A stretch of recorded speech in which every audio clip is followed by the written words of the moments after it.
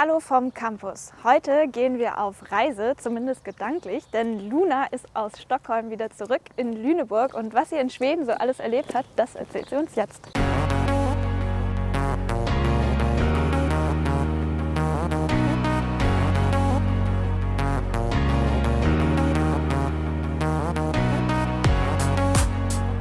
Schön, dass du wieder da bist und uns ein bisschen was von deinem Auslandssemester erzählen magst. Ja, sehr gerne. Wie war denn das für dich, als du dort angekommen bist? Es war ja ganz viel Vorbereitung. Ich glaube, ein halbes Jahr vorher musstest du schon die Bewerbung abgeben. Wie war das, als du endlich in Stockholm warst? Es war ein richtig cooles Gefühl. Also als wir da angekommen sind, es war super tolles Wetter. Ich war total verliebt in die Stadt. Es war richtig schön. Ich habe aber echt eine Weile gebraucht, um zu realisieren, dass es gerade nicht einfach Urlaub ist und ich in 2 Wochen wieder zu Hause bin, sondern ich da jetzt einfach für die nächsten Monate leben werde. Hat die Uni euch auch so ein bisschen geholfen, dass ihr da gut ankommen könnt und neue Leute kennenlernt und so? Ja, also es gab so eine Art Start- und Orientierungswoche für alle Austauschstudierenden. Das war schon ganz cool. Man hat einerseits den Campus kennengelernt, aber wurde dafür auch immer in Gruppen eingeteilt. Und innerhalb von diesen Gruppen konnte man sich dann halt schnell mit Leuten vernetzen und war eben nicht ganz alleine. Wie lief denn die Uni da generell so ab? Ist das so wie hier? Kann man sich das so vorstellen oder war da irgendwas anders? Es ist schon sehr ähnlich wie hier.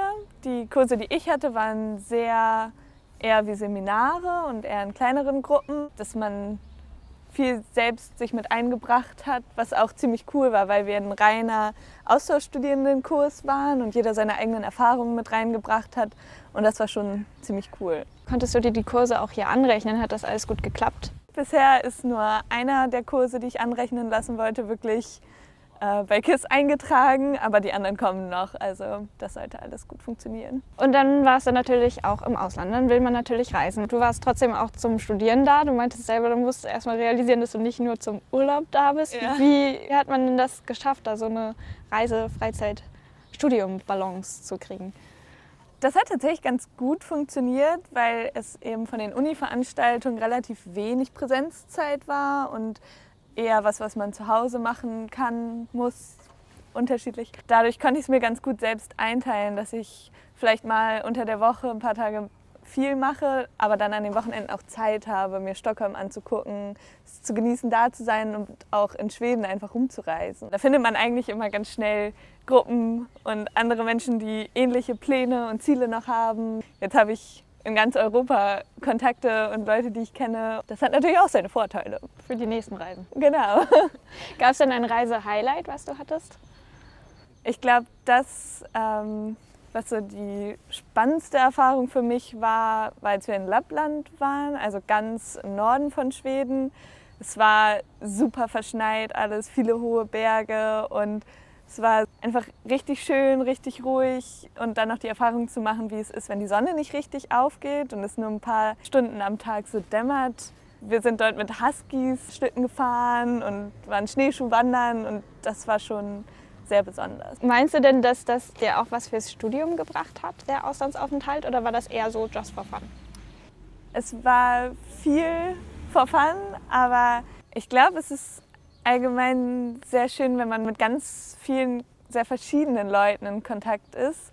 Dadurch hat man so einen Perspektivenwechsel auf verschiedene Dinge, allein dadurch, dass die Menschen aus anderen Ländern kommen, auch aus ganz anderen Studiengängen teilweise, mit denen man dann auf einmal zusammen ist. Klar, das hat man hier an der Leuphana auch viel, wenn man mit anderen zusammenarbeitet oder auch hier Austauschstudierende kennenlernt.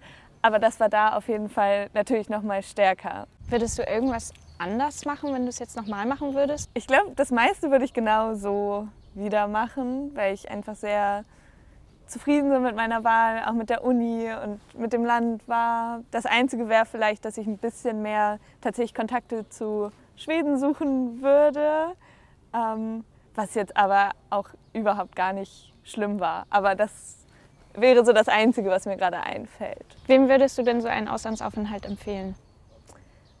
Ich wüsste ehrlich gesagt gar nicht, wem ich es nicht empfehlen würde, weil ich glaube, jeder kann da super viele Erfahrungen sammeln und viel für sich lernen.